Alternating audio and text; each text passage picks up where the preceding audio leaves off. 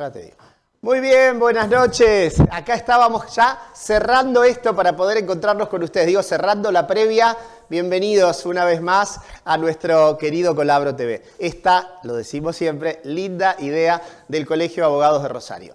Un viernes más ya en junio, estamos promediando el año. Mis saludos para María Esther, lo hago de entrada porque si no me va a pasar como hace 2 viernes que me olvidé y sufrí profundos reproches. Gracias a Vive TV, la casa que nos contiene siempre, y a toda su gente, a todo su equipo, a Leo, a Azul y a Ulises, y a nuestra queridísima Joana Moxicafredo, que todavía está en el suceso de reemplazo de Marina Mejía Saldaña, que ya va a volver en la formación de los primeros pasos, primeros meses en realidad todavía, de su querido Teodoro. Dicho todo, esta noche empezamos a recibir amigos, como lo hacemos habitualmente. Les damos las gracias a ellos por estar, a ustedes por estar allí también.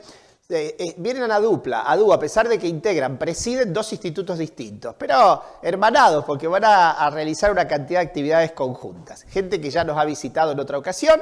Primero a queridísimo amigo y compañero de tantos años de pasillos también académicos, el doctor Germán Gerbaudo, que preside el Instituto de Derecho Deportivo de nuestra institución, de nuestro Colegio de Abogados, y ahí a su lado Aldo Mercol, que preside el Instituto de Derecho Comercial y Económico. ¿Dije bien? Exactamente. ¿Cómo andan, Germán? Gustavo. ¿Cómo va? Gustavo, bien. Aldo, ¿estás bien? Bien, muy bien. ¿Llegaron bien hasta acá ustedes? Venían juntos y yo me preocupé. Dije, ¿llegarán a destino? Llegamos bien a este nuevo lugar que no conocíamos. Hermoso estudio, la verdad que espectacular. Y bueno, una vez más acá juntos. Sí, porque Germán, ustedes estuvieron, vos en particular, el año pasado en el anterior estudio. Estuvimos en el anterior estudio, también Instituto de Derecho Deportivo, Instituto de Derecho Comercial, con el doctor Lisandro Picasso Netri, que integra los 2 institutos. Es el puente, es la bisagra. Bueno, ahí vamos a charlar un rato largo con ellos, gente que tiene mucho para contarnos. Empezamos primero con el caso de Aldo, que sé que están en el medio del tránsito de unas jornadas o algo por el estilo. Cuéntenme, ya saben ustedes que esto va dirigido no solo a la colegiación, sino también a la sociedad civil toda, y le explicamos a la gente del modo más claro posible qué es lo que están haciendo. Además, espero que no lío, como dijo alguna vez. No. Empezamos este año trabajando con diferentes temáticas en el instituto, ¿sí? Las reuniones ordinarias, aprovechamos para recordar que son los terceros jueves del mes, ¿sí? Nos reunimos a las 18 horas para conversar con colegas, amigos, especialistas de los temas de derecho comercial respecto de, sobre todo, temáticas actuales, cuestiones que inquietan en general a la sociedad y obviamente también a los colegas porque son temas novedosos, temas donde a veces no hay precedentes y bueno, hay que empezar a construirlos. A ver, Aldo, ustedes entonces primero está hecha la invitación a los colegas, a quien quiera acercarse del colegio. Terceros jueves del mes. A las 18 horas en la Casa del Foro. En la Sala Bar, exactamente. O sea que la esto Casa es del presencial, todo el mundo ya lo sabe. Oroño, entre Ceballos y Montevideo. Ahí los recibe Aldo y su comitiva. Es el instituto, primero vamos de a poco, porque tenemos un lindo tiempo con ustedes. Instituto de Derecho Comercial y Económico. Correcto. ¿Por qué es esto así, ese maridaje? ¿Qué pasa? Bueno, en realidad el derecho comercial y la parte económica van siempre muy de la mano. Siempre son prácticamente 2 eslabones de una misma cadena, entonces es bastante difícil escindir un término del otro. Siempre lo comercial va de la mano de la creación de riqueza a través de la economía, de captar esos fenómenos sociales desde el derecho y de poder tomarlos, ¿no? Y a partir de ahí de decir, bueno, le damos el andamiaje jurídico que se vaya necesario. Seguro. Tenemos contratos específicos que solemos analizar en estas reuniones, por ejemplo, concesión, agencia, franquicia, algunos contratos asociativos, es decir, temas específicos de la materia comercial que lógicamente van vinculados por la economía. Claro. Entonces, a partir de ahí es que desde hace muchos años este instituto tiene ese nombre. Es un nombre global, grande, amplio.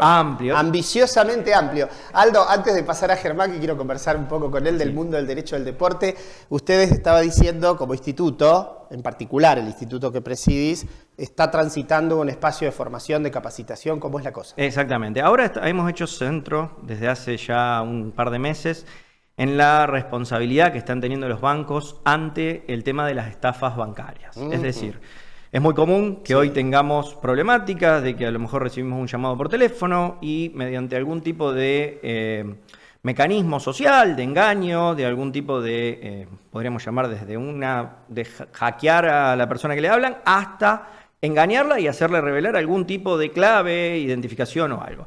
A partir de eso se producen daños, se toman créditos, se transfieren dinero, se efectúan operaciones de pago. Bueno, entonces lo que estamos analizando ya en una primera reunión que hicimos en abril de este año, todo el fenómeno de lo que podríamos denominar phishing, ¿sí? Phishing. Que viene de la palabra pescar en inglés, fish, y bueno, es esto, ¿no? Es alguien que está pescando a ver quién muerde ese anzuelo. A ver quién cae en la estafa. Y cae en esa trampa, ¿sí? Ajá. Trampa que muchas veces tenemos componentes propios. Uno creemos que nos llaman, en la época del COVID, por ejemplo, llamaban diciendo tenemos la vacuna del COVID. Claro. Para usted. Y uno estaba desesperado por una vacuna. Sí. Imagínese, le daba hasta cualquier sí, cosa sí, para sí. poder recibir ese turno. Bueno, hoy está pasando con otras cuestiones.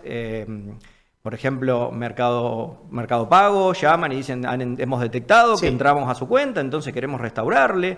Y bueno, y en realidad la mayoría de las veces estos contactos suelen ser fraudulentos.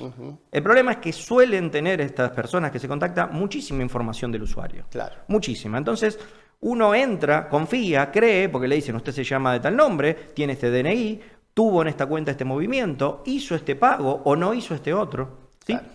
Entonces, si bien se dan diferentes modalidades, no siempre es con un llamado por teléfono, a veces hay otras modalidades, en definitiva el problema jurídico es el mismo. ¿Cuán responsable es esa entidad financiera, ¿sí? Esa billetera virtual, ese banco, en relación a el daño que sufre el usuario? Vamos a esperar ahí, porque está presentado el tema que es interesantísimo. Vamos a hacer phishing nosotros, entre comillas, no vamos a hacer esa pesca. Pero vamos a dejar el gancho para el siguiente momento, porque hasta acá estamos. Quedó claro lo que ha dicho Aldo. Nos pasa todo el tiempo. ¿Cuántos de nosotros hemos experimentado? Nos llaman por teléfono, nos indican cosas que solo podría saber uno, ¿no? Parece cuando uno recurre así a alguna visita esotérica, dice, a ver qué me dicen, adivina de mí. Bueno, acá te dicen cosas que solo sabemos nosotros y vamos a ver qué puede pasar con esto. Pero vamos un rato ahora a Germán, vamos a hacerte ida y vuelta. Germán, querido, seguís presidiendo con un éxito arrollador el Instituto de Derecho Deportivo. Con mucho gusto y con un grupo de trabajo que nos acompaña. Venimos ya desde 2 años, el segundo periodo, presidiendo el Instituto de Derecho Deportivo, que es una rama jurídica autónoma que tiene carácter transversal y toca todas las disciplinas.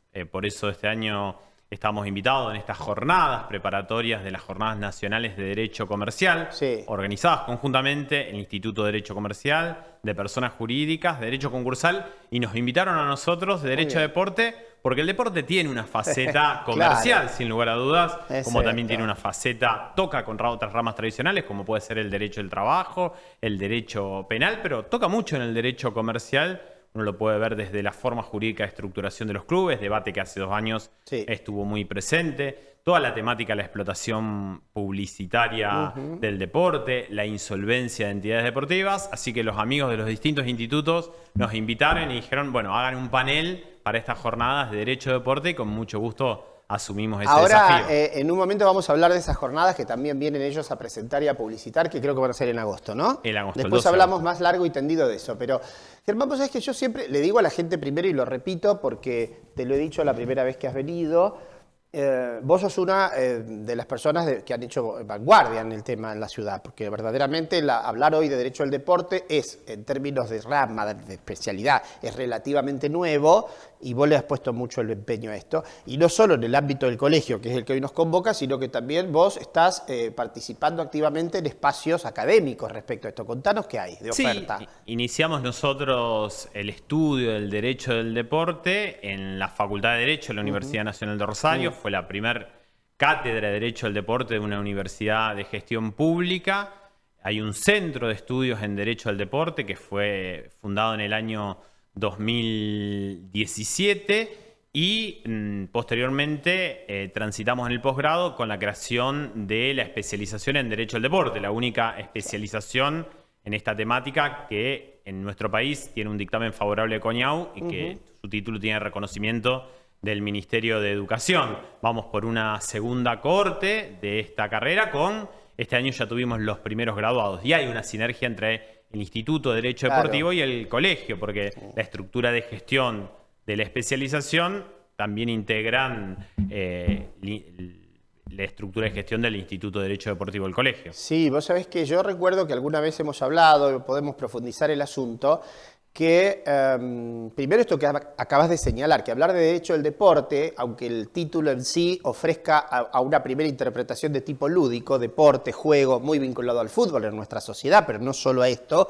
vos ya nos has explicado que no es solo derecho del fútbol, el derecho del deporte, pero también decir que esto abarca a una cantidad de otros fenómenos. Vos hablabas de disciplinas como el derecho al trabajo, supongo que ahí está también la normativa sobre menores, el tema de seguros, aparecen una cantidad de espacios. Sí, tiene ese carácter transversal y también la amplitud, porque a lo mejor algún profesional piensa, no, esto es alejado porque las grandes transferencias, no, pero es lo más cercano que puede existir, porque puede haber alguna temática de un club de barrio, un jugador que está formándose en un club de barrio y que va a continuar su carrera deportiva en otro club que practica deporte a nivel profesional y bueno, se tienen que liberar los derechos federativos y ahí puede surgir un conflicto, lo que vos decías de niños, niñas y adolescentes frente al deporte, el tema de los menores y cómo se liberan esos derechos federativos con una acción judicial y después cómo se da el pasaje de la carrera deportiva de ese menor a la entidad deportiva que practica deporte profesional, porque se firma un convenio que se llama convenio de origen y eso es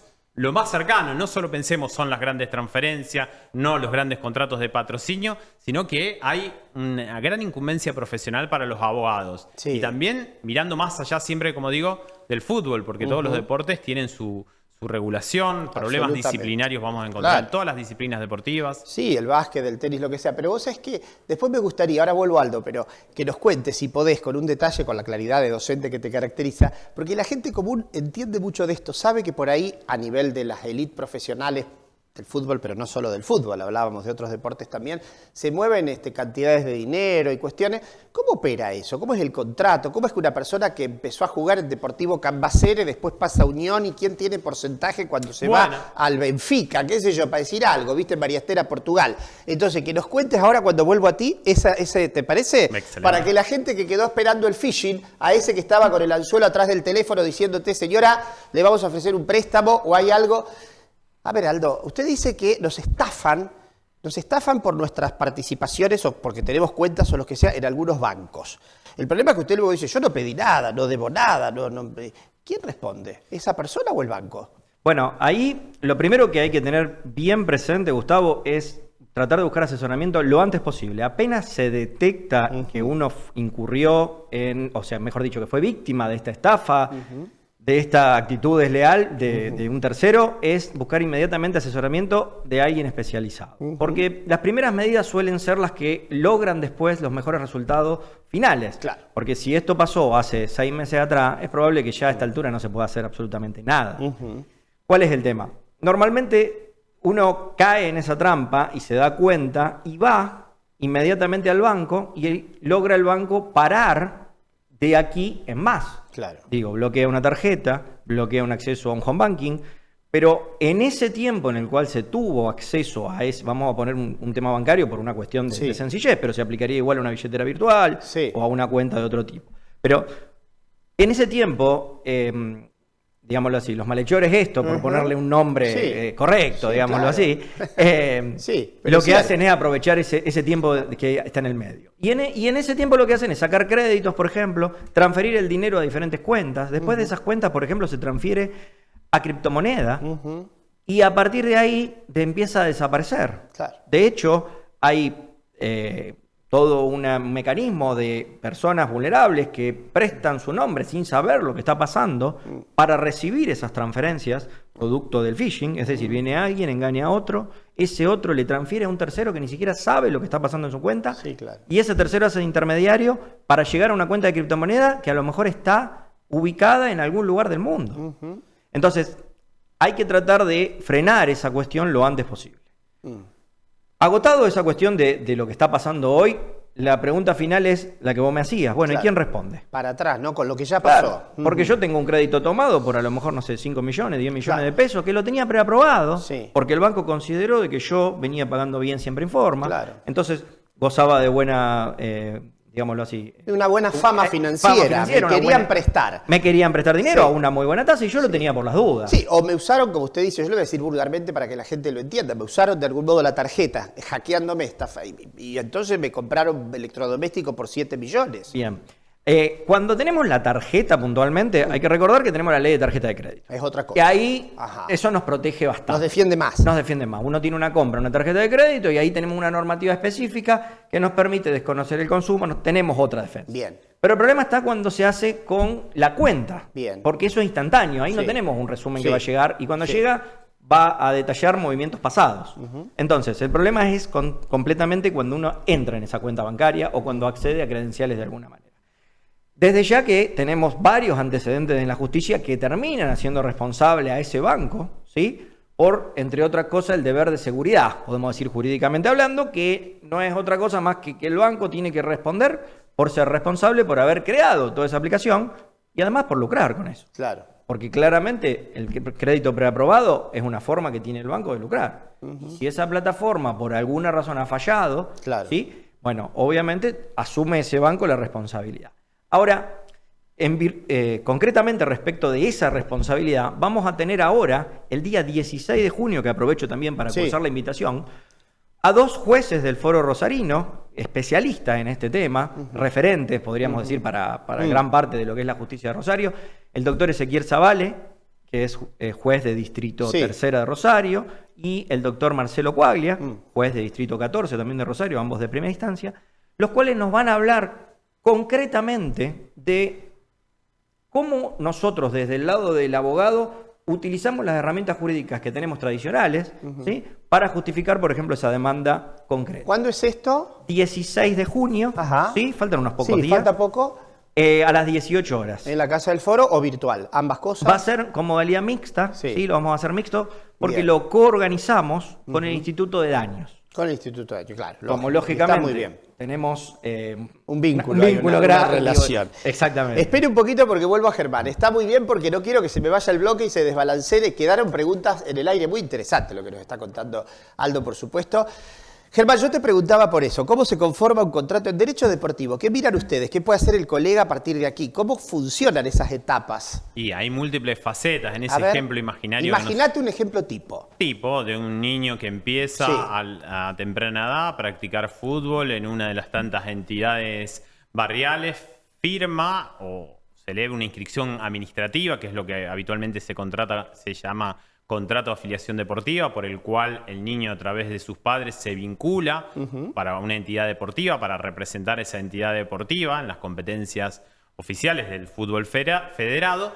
Y después supongamos que ese niño en su desarrollo deportivo deba continuar, llame la atención de algún equipo Sí. que practica fútbol a nivel profesional. Ajá. Continúa la actividad deportiva en ese equipo o club que practica deporte a nivel profesional y se celebra lo que yo decía anteriormente, un convenio de origen, Bien. donde ahí ya empieza a intervenir la función del abogado. Hay que ser muy hábiles en la redacción de esos convenios, asesorando, pongámonos, en la posición del club de barrio. Por ejemplo, Claro. establecer un porcentaje de una ganancia futura. Supongamos que ese niño el día de mañana se convierta en profesional, obtenga un contrato. Bueno, en virtud de ese convenio de origen le corresponde un porcentaje que habrán acordado el club de origen y el club de destino. Por ejemplo, el 20% el resultado económico de la futura transferencia. Ahora te pregunto, te interrumpo en esto, está perfecto. Ahora, si no existiera ese convenio y el muchachito se va directamente al otro club, ¿hay chance de que el club de origen reclame algo? Sí, a través Sí. de otro rubro, que esto se llama derecho de formación. Ajá. En caso de transferencias internacionales, a través de la normativa FIFA, Bien. que hoy se paga automáticamente por FIFA a través de un banco que tiene en Suiza, que es la Cámara de Compensación de FIFA, y más cercano a través del cobro del derecho de formación, que tenemos dos vías. Supongamos un club de barrio que tiene que reclamar a un club de fútbol profesional Sí. de nuestro país una transferencia a nivel local, o le hicieron un primer contrato a nivel local. Surge la posibilidad de cobrar derecho de formación. Puede ser a través de una regulación que tiene la Asociación del Fútbol Argentino, que es todo un trámite administrativo por el sistema que se llama COMET, Ajá. el sistema de inscripción de los jugadores, que eso está regulado actualmente en un boletín de la AFA, que es el 6814, o a través de una ley nacional, que es la Ley Nacional de Formación Deportiva, que es la Ley 27211. O sea, ahí surge otra alternativa. Son dos conceptos diferentes, pero vemos Bien. dos intervenciones Bien. que cualquier abogado puede llegar a realizar para preservar los intereses patrimoniales de un club barrial. Pero qué importante lo que decís, sobre todo en este caso para los colegas, ¿no? Para los colegiados que estén atentos. Yo creo que la rama está despertando hace tiempo mucho interés, indudablemente, y que, bueno, hay un espacio de trabajo, por supuesto, limitadamente será en función de lo que tengamos, pero que hay un espacio de trabajo, hay una incumbencia allí profesional. Sí, cada vez más, porque son innumerables. En ese ejemplo imaginario que nosotros dábamos, el día de mañana ese mismo jugador, siendo profesional, es transferido al exterior y hay que redactar un nuevo contrato. Y en ese contrato, si nos ponemos en la posición del club que va a transferir, bueno, se puede reservar lo que vos decías, un porcentaje de los derechos económicos de una futura transferencia. Viste que la gente habla de una manera más doméstica y dice vendieron a tal jugador. Nosotros ya sabemos que la gente no se vende, pero estamos de acuerdo en que entendemos la figura. Ahora te pregunto, ¿hay un límite para eso? Por ejemplo, el club de origen es un club de barrio de Chivilcoy, qué sé yo, o de Andino. Y pasó luego a Atlético de Tucumán, no sé. Y de ahí se fue, como te decía yo hace un rato, a un club de México. Y de allí se fue a uno de España. Entonces, ¿sigue la cadena? ¿El club de origen siempre tendrá algún derecho sobre en lo que es derecho de formación, no, porque se corta el pago a los 23 años por la formación impartida hasta los 21 años, pero lo que tiene que ver con el mecanismo de solidaridad, sí, cuando haya transferencias internacionales entre diferentes asociaciones, un jugador argentino que está jugando en España y vuelve transferido a Argentina, genera la posibilidad del cobro del mecanismo de solidaridad. Ahí sigue teniendo posibilidades de cobro el club de barrio, o sea, o por así decirlo. Me atrae la rama, te das cuenta yo que estoy lejos de ella, y es muy claro como lo explica Germán. Aldo, entonces, ¿qué hacemos? ¿Qué consejo le damos a la gente y a los colegas? Primero, que consulten a un especialista, está claro, pero ¿hay algo preventivo o no? ¿Qué pasa con esto que nos dicen no conteste nada, no tenga los datos en el celular, cambie las claves, qué sé yo? ¿Sirve de algo? Hoy estamos tan expuestos frente a una tecnología que nos supera y cambia diariamente que poco podemos hacer. Bien, estamos muy inmersos en esto, ¿no? Hoy desde el celular uno maneja su vida. Sí. Ya cada vez el celular es prácticamente como una extensión de una mano. Entonces ahí se da esta cuestión, ¿no? Que uno por un lado quiere manejar todo, pero por el otro lado tiene un elemento que es tan potencialmente peligroso que cuidarlo a veces hace que uno tenga miedo, que evite hacer cosas que sería muy útil.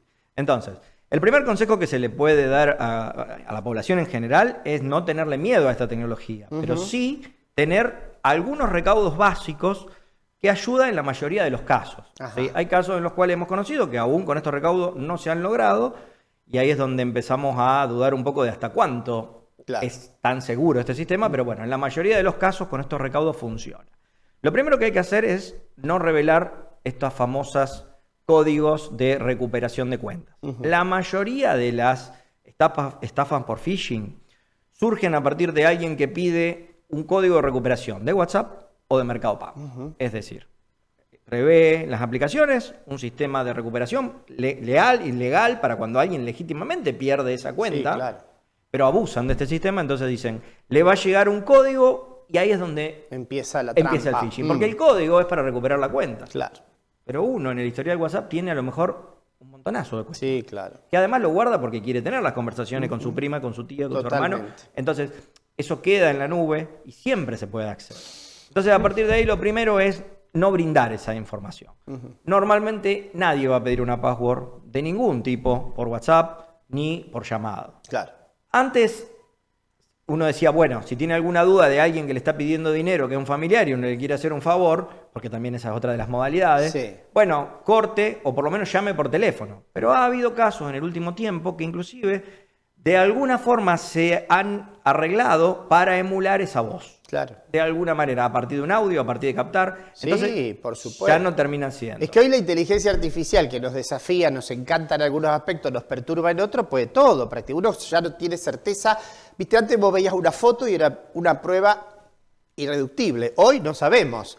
Entonces, esto que usted dice, la voz, o que vos pues también te la pueden tomar. A mí me hicieron un ejercicio los alumnos, ya lo conté. Tomaron videos míos de los canales públicos tradicionales y me armaron una clase. Era yo, comprenden, no es que me invitaban. Tomaron sílabas de mis videos y me armaron una charla de 3 minutos y era yo. Es decir, me di cuenta primero que era reemplazable rápidamente, ¿no? Y a partir de ahí, bueno, la magia y algo cautela, no digo de temor, ¿no? Pero que te da. Bueno, ahí es donde vamos a hacer foco en esta charla, que yo dije que era el 16, pero es el 18, a las 18. Guarda, María Esther, porque no es el 16, es Por el favor, 18, la 18, charla la 18. de Zavala y Quaglia, dos jueces encantadores, jóvenes de la ciudad, Rectifico. que saben y son especialistas en el tema. Sí. Porque como entró Joana y no la quiero mirar para que no me haga el círculo, quiero volver a Germán. ¿Hay algo más, perdón? No, algo el que hay 18, que hacer? 18 puntual. No, pero digo, preventivo, está rápido, lo que dijimos, no revelar el password, no hacer estas cuestiones, no, bueno, No, tener a ver, cautela. va por ese lado. Y tratar de no instalar aplicaciones que no son de fuente confiable. ¿Sí?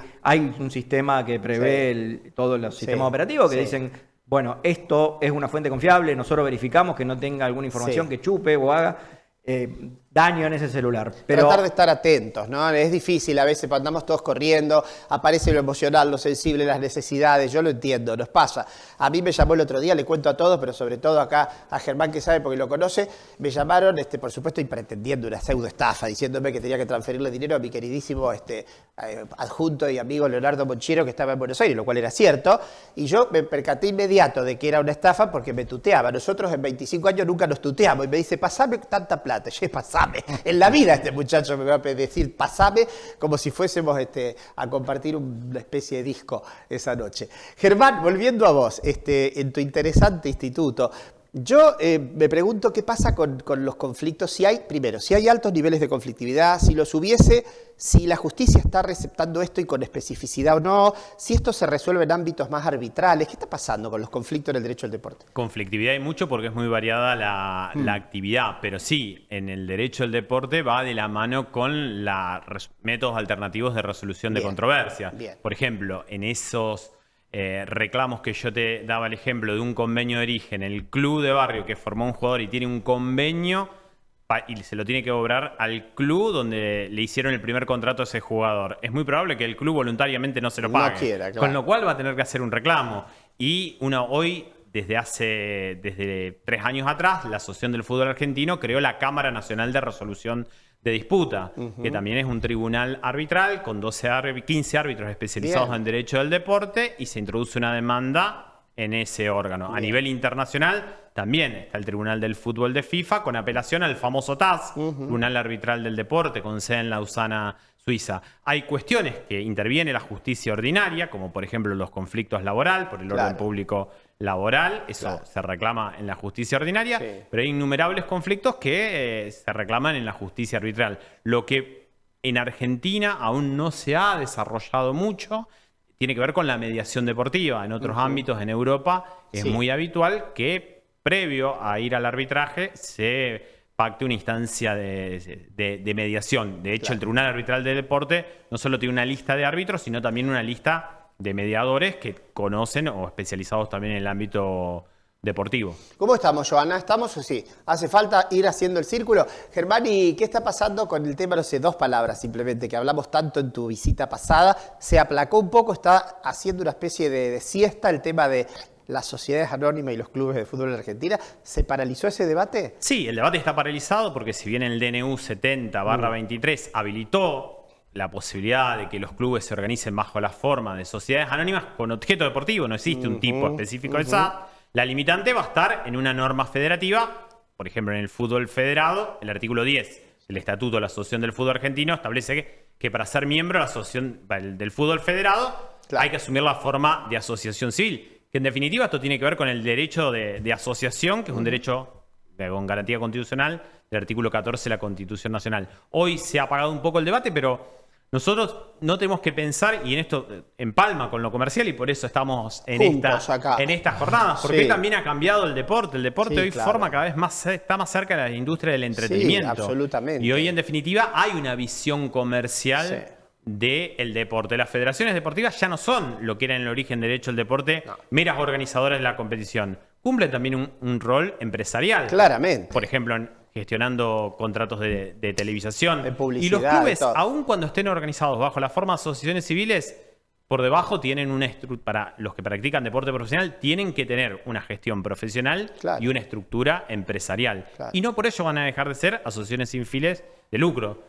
generan un lucro objetivo que en definitiva lo invierten o lo redistribuyen en el cumplimiento de su objeto social. Se supone que se reciclan en la misma actividad. Bueno, interesantísimo esto. ¿Quién me cuenta de las jornadas que se vienen, que son preparatorias de las nacionales? ¿De qué? ¿Cómo es la mano? Tenemos las jornadas nacionales de Derecho Comercial, ¿sí? ¿Cuándo? El 1 y el 2 de octubre en la ciudad de Córdoba, Bien. Organizada por la Universidad Nacional de Córdoba, la Facultad de Derecho, con el doctor Jürgen Baff como organizador principal. Bueno, ahí van a ir todos. Ahí pero vamos acá, a ir ¿qué se hace todos. antes? Y antes hacemos unas jornadas preparatorias, que las hacemos también en la Casa del Foro, el 12 de agosto, si no le resta bien la fecha, a partir de las 15 horas vamos a tener 4 paneles, uno de cada uno de los institutos. ¿Qué son? ¿sí? Deportivo, comercial y económico, societario y concursal. concursal. ¿sí? Vamos a tener ahí un cuarteto Claro. de 1 hora aproximadamente de temas disparadores para poder asistir a esas jornadas y estar preparados. Bueno, esto está bien. Va a haber mucha gente seguramente y ustedes iremos repitiéndolo. Joana va a tomar nota porque falta un tiempito todavía para seguir publicitándolo. Aldo lo dijo, Germán, ¿ustedes se reúnen o no? ¿Es virtual? ¿Se van juntando? Nosotros no tenemos un día fijo de reunión, tenemos un grupo de WhatsApp en el cual nos vamos comunicando y todos los meses hacemos actividades. Por ejemplo, hace 15 días tocamos un tema comercial que tenía que ver con la insolvencia de las entidades deportivas. Claro. Tenemos actividades programadas a lo largo del año, no un día fijo, sino que las vamos anunciando por los canales de comunicación del colegio. Entrar a la página del Colabro y además a los institutos que están aquí. Tengo que hacer el corte porque si no me van a venir a buscar del control. Pero solo decirle como chisme a Germán que vi el otro día unas fotos en redes que habían traído a alguien de la Federación del AFA. ¿Puede ser que estuvo ahí dando charla? Sí, gerente de asuntos legales de la Asociación del Fútbol Lo vi Argentino. aferrado a un mate y estaba haciendo muy informalmente y se ve que la gente estaba toda muy contenta en nuestra facultad, ¿no es cierto? De Derecho de la UNR en eso. Gracias, Aldo. Gracias, Gustavo, por la invitación, como siempre, y bueno, dispuesto para cuando se necesite Así va a ser. estar de buena. Van a venir seguramente antes o después para contarnos qué pasa con esta jornada. Germán, muchas gracias. Gracias, Gustavo. Bueno, sean felices este fin de semana, que les vaya lindo. A ustedes también, pero no se vayan de ahí. Tenemos un bloque más con otra dupla que también se las trae. Cambiamos de tema, pero seguimos compartiendo nuestro Colabro TV.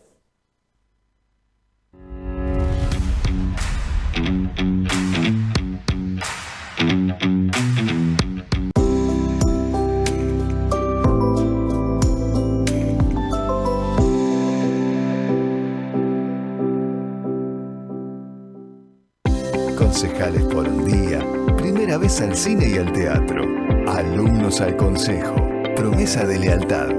Sumate en el consejo, vos y tu escuela son protagonistas.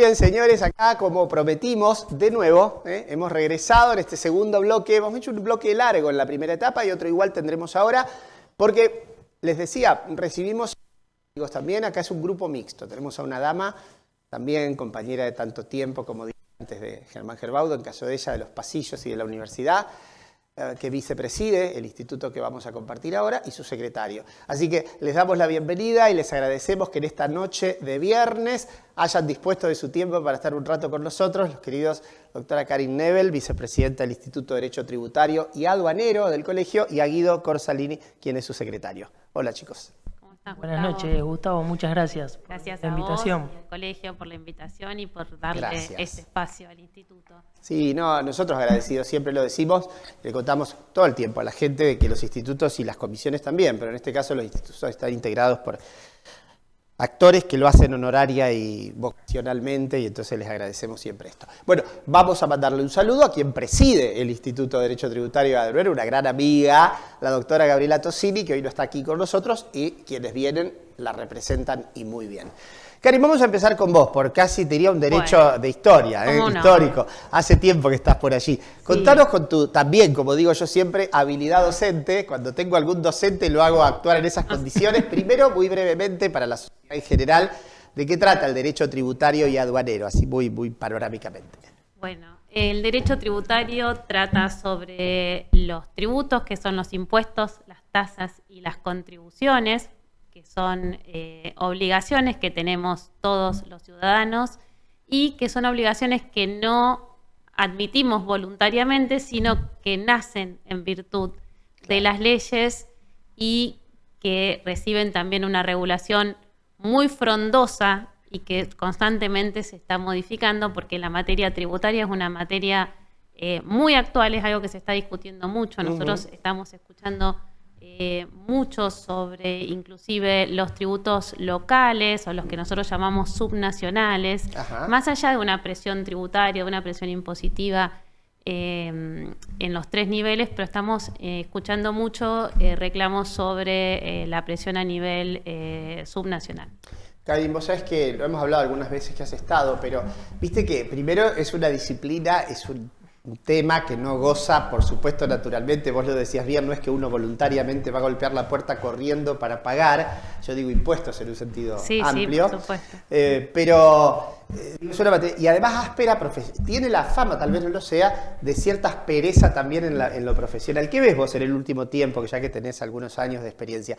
¿Ves más colegas acercándose a la disciplina? ¿No? ¿Cómo ves eso? Sí, veo más colegas que antes. Siempre fuimos un instituto no muy multitudinario, al contrario, somos un instituto en el que todos participamos en las distintas actividades académicas también, en las universidades y en los posgrados. Somos un equipo que vamos compartiendo esta actividad en lo tributario, esta actividad profesional, y que también interactuamos mucho con los contadores y con algunos otros profesionales que nos relacionamos, sobre todo en la materia técnica o en la materia estrictamente impositiva, porque nosotros no nos dedicamos a liquidar los impuestos, sino a lo que pasa después, que el contribuyente liquidó el impuesto a través de su contador o a través de la presentación de su declaración jurada o el sistema que le corresponda. Antes de pasar a Guido, te pregunto, porque vos lo señalaste hace un ratito, ¿hay un nivel de conflictividad creciente o simplemente lo ves focalizado? Vos decías en algún área, hablabas de lo subnacional, ¿ves que hay una conflictividad jurídica, digamos, creciente en materia tributaria o no? Sí. Advertís eso. Veo bastante conflictividad, veo algunos municipios extralimitados en sus facultades tributarias, veo contribuyentes reclamando cada vez más la contraprestación que implican las tasas municipales. Eso es algo que los contribuyentes cada vez tienen más en cuenta, es decir, ¿por qué estoy pagando esto si la municipalidad no me está prestando un servicio? Pareciera que eso o es sano, sí me está prestando en democracia un servicio. Es sano eso, pareciera, ¿o no? Que el contribuyente esté atento. Nosotros siempre, el instituto, incentivamos todas las acciones que tengan que ver con pagar lo que realmente corresponda. Claro. Para un lado y para el otro. Para un lado y para el otro, por supuesto. Guido, querido, ¿qué pasa con la Secretaría? Y ahora yo sé que ustedes, no sé quién de los dos quiere tomar el tema, pero si querés comenzamos contigo. Sé que ustedes en mayo tuvieron una visita importante en el colegio, organizaron allí una reunión. Contanos, y si hace falta, Karin ayuda a darnos data, pero ¿de qué se trató esa reunión?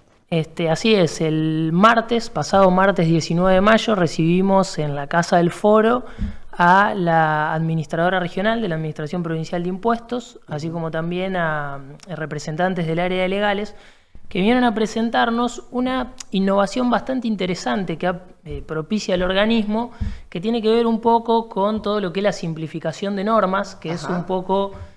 estamos en un marco en general en la provincia de grandes reformas, especialmente en lo que tiene que ver en materia de derecho público, a partir de la reforma constitucional del año pasado. Claro. Y como parte de esa idea de unificar y simplificar, el organismo ha dictado la RG 36/2026, a la que le puso como nombre normativo unificada, que tiene un anexo en el que se ha pretendido sintetizar y organizar a modo de una especie de código de reglamentaciones todas las, justamente, resoluciones generales y reglamentos que atienen a distintos aspectos, o bien que regula el Código Fiscal, o bien que hacen a las prácticas diarias de los contribuyentes. Bien.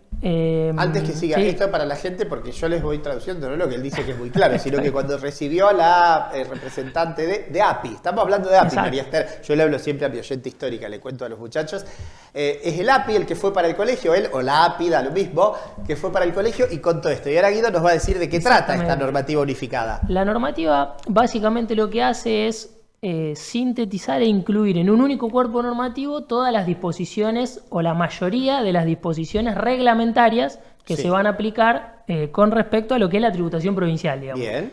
Esta resolución general se organiza en 5 libros. Muy rápidamente, el primero es la parte general. En el segundo libro, lo que nos interesa mucho, especialmente a los colegas que nos dedicamos a esto, los procedimientos administrativos y fiscales. Claro. En el libro tercero, los trámites identificados por cada tributo provincial en particular. Encontramos ingresos brutos, tasas y sellos, patente, etc. En el libro cuarto, los regímenes de recaudación y control, que ese también es un tema de alta litigiosidad en materia de tributación local. Sensible, me imagino. Exacto. Y en el libro quinto, lo que son las disposiciones transitorias y derogaciones, porque nos comentaba la gente de API que la idea de esto ha sido, digamos, no solamente sistematizar resoluciones que se mantienen vigentes, sino volcar toda la reglamentación únicamente ahí, de modo que en términos reglamentarios solamente subsiste esta RG 3626. A ver, Guido, yo por como lo cuentan, compro. Es decir, me entusiasma pensar que esto es bueno. ¿Cómo lo ve un especialista? ¿Esto es un avance? ¿Está bien? ¿Aclara cosas? ¿Desbroza, digamos, el yuyo de lo bueno? ¿Cómo es la cosa? Sin lugar a dudas, sí. Sí. Porque en nuestra materia muchas veces el acceso a las normas que no son legales, sino que son reglamentarias, es difícil. Entonces a veces uno tiene que asesorar o tomar decisiones en base, digamos, siempre con el riesgo de que pueda haber resoluciones que no conozca. Claro. Esta sistematización en un único cuerpo y que además existe el compromiso y la preocupación del organismo de mantenerlo actualizado, sin duda nos va a permitir tener información veraz y actualizada para poder asesorar y tomar decisiones. Qué bueno, repetimos, el número de la norma es la 36 del 2026, que está disponible ya en el apartado normativo en el sitio web de API. Ahora estamos, ya 2026, 36, esto es nuevito, les traemos siempre acá al programa lo último.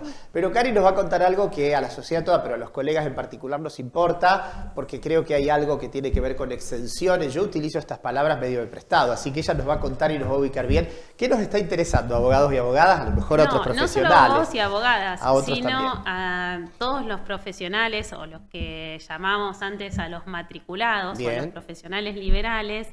El Código Fiscal tiene una exención en materia de ingresos brutos para la profesión liberal. Ajá. No ejercida en forma de empresas, vamos a aclararlo. Bien. Para aquel profesional liberal no organizado en forma de empresas, todos los profesionales liberales matriculados en la provincia de Santa Fe estamos exentos del pago de ingresos brutos. Te estás refiriendo al, por ejemplo, no lo sé, me corregí si no, sin temor, al monotributista, al que trabaja artesanalmente él y en su estudio, no a una empresa jurídica. No una empresa. Bien. A todos los A cualquiera de profesionales que nosotros. actuamos en forma, a todos los profesionales que actuamos en forma liberal y no estamos organizados en forma de empresa, no pagamos ingresos brutos en la provincia de Santa Fe. Sí sucede que en otras provincias pagan. Esta es una diferencia en la provincia de Santa Fe. ¿Y esto es nuevo? No, vos me No, dirás. no. Esto no es tiene... nuevo. Ajá. Esto no es nuevo.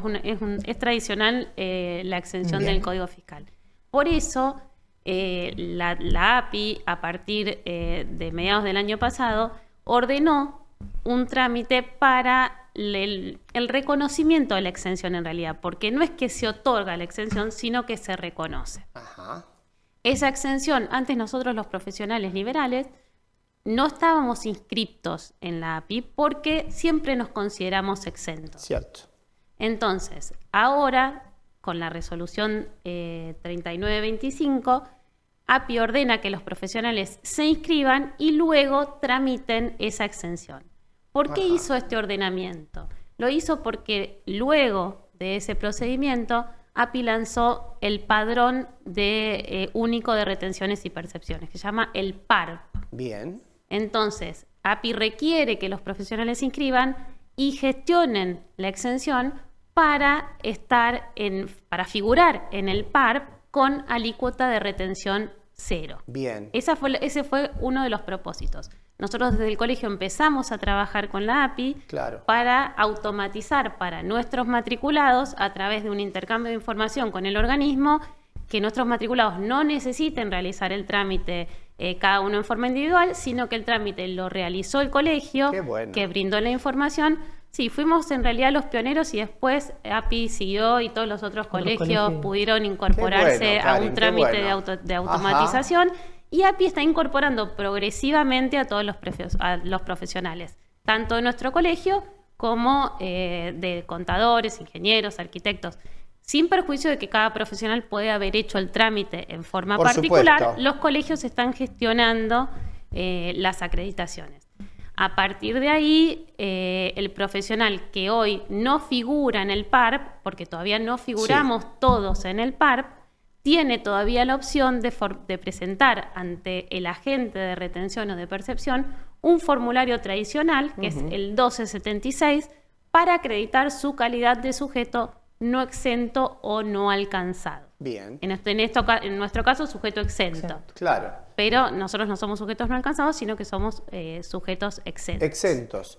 Ahora, entonces, muy bueno esta situación ha cambiado un poco. También nos vamos a encontrar con profesionales que realizan dos actividades y por la otra actividad pueden estar alcanzados. Claro. Con lo cual vamos a tener ese ruido de alguna manera con algunos profesionales que tradicionalmente nunca estuvieron inscriptos en la administración y en la API, a partir de que se inscriban y si se verifica que realizan otra actividad, pueden resultar alcanzados van a resultar alcanzados. Pero es muy interesante porque yo lo desconocía y de hecho muchos colegas estimo que también, por esto que decís vos, primero porque heredamos una tradición de estamos exentos y punto, como algo que nos venía dado por nuestra titulación, y esto ahora porque el colegio ha salido de algún modo a materializarlo también, es decir, a liberarnos de tener que hacer esa tarea. Esto es lo que me está diciendo. El colegio nos conoce. El colegio nos conoce, dice. El colegio sabe que no todos van a hacer el trámite y que era muy beneficioso para la mayoría de los matriculados que en realidad la constancia o la certificación de la exención sea otorgada en forma automática. A mí me interesa también que se diga, porque honestamente lo digo, yo no lo sabía y como yo estimo que muchísimos, y por tanto agradecidos a que el colegio en su gestión, a través de lo que el instituto habrá propuesto y lo que les habrá seguramente señalado desde su especialidad, pueda cumplir también con esto, que es una de las tantas tareas gremiales y de agrupamiento que tiene una colegiación, en este caso la nuestra, ¿no? La de abogados y procuradores. El otro día recibimos la visita del presidente del Colegio de Procuradores, que hacía mucho que no lo veíamos, y también siempre recordamos que es la casa compartida y que es el Colegio de Abogados y de Procuradores. Guido, ustedes tienen un nombre, yo lo suelo preguntar a esto y sé que tiene otra derivación, pero ustedes tienen un nombre más ambicioso, es Derecho Tributario y Aduanero. ¿Qué pasa con esa pata del instituto? ¿Es lateral? Porcentualmente, digo, en la tarea que realizan es minoritaria. ¿Qué pasa con eso? En la parte de aduanero tenemos, dentro de cómo se ha organizado el instituto para funcionar, distintas, digamos, secciones temáticas. El derecho tributario es un poco el punto en el que convergen la mayoría de las disciplinas del derecho público. Nosotros tenemos derecho tributario penal, procesal, procedimental, administrativo. O sea que fuimos organizando más o menos así el funcionamiento del instituto para intentar cubrir todos los frentes. Ajá. Y dentro de ello tenemos el aduanero. Es una especialidad de gran importancia en nuestra ciudad, especialmente teniendo puerto y la cercanía a ello. Y hemos hecho actividades, siempre se intenta, si bien en menor cantidad porque es más difícil encontrar colegas profesionales en derecho aduanero, pero también participan y siempre se intenta en las reuniones incluir en el temario el comentario de algún fallo, alguna resolución o algún tema que sea relativo al derecho aduanero, que en el fondo incluye también la tributación, porque los derechos aduaneros no dejan de ser impuestos, pero sumado con las especificidades que tiene la tarea del servicio aduanero, ¿no es cierto? Sí, está muy bien explicado porque es cierto, Karin, ¿no es cierto? Lo hemos visto mucho desde la propia disciplina jurídica como una subespecialidad dentro del derecho tributario. Esto que dice Guido, ¿no? Sí. Igualmente es importante fortalecer esa disciplina en nuestra región, por lo que decía Guido.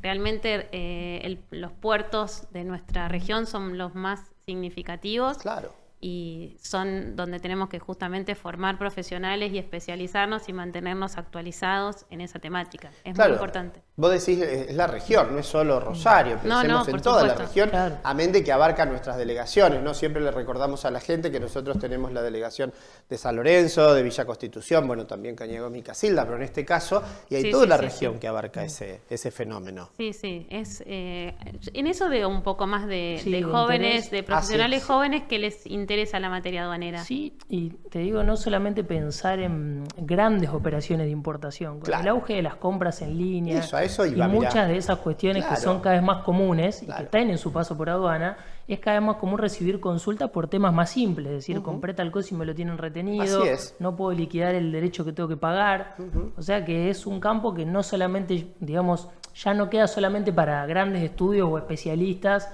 que trabajan con importadoras y con plataformas que es como uno ¿no lo pensaba originariamente o históricamente. Exacto. Ahora, eso me interesa porque, a ver, yo desde lo que conozco, por lo menos desde lo que escucho, desde que, qué sé yo, me parece que desde la esfera nacional, alguna vocación de apertura a las importaciones y al mercadeo más de tipo internacional, más todo lo que es el comercio electrónico, aparecen otro tipo de propuestas. Entonces digo, esto también ha impactado en esto que ustedes plantean.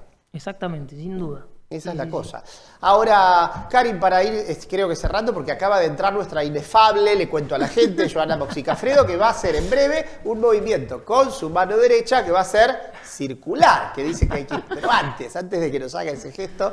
No, decía Karen, están pasando muchas cosas también a nivel nacional, hay muchos proyectos de desregulación de tantísimas esferas, hay afectación en esto. Vos ves, sin ningún tipo de posición, ¿no es cierto?, que tengas que asumir, pero ¿ves algún intento de simplificar las cosas, de aclarar, de echar luz sobre lo oscuro? ¿Qué pasa en materia impositiva o tributaria también? Veo mucho reclamo de la mayoría de los sectores de una simplificación. Realmente hoy la carga administrativa para una empresa mediana entre regímenes de recaudación, que son los regímenes de retención y percepción nacionales, algunos regímenes provinciales, e inclusive algún que otro municipio, genera una carga muy importante para el contribuyente, no solo en términos de pagos, sino en términos de gestión, de parametrización de sistemas. Exacto. De hecho, bueno, justamente esta innovación de Santa Fe con el padrón unificado, que ya lo tienen otras jurisdicciones, por supuesto,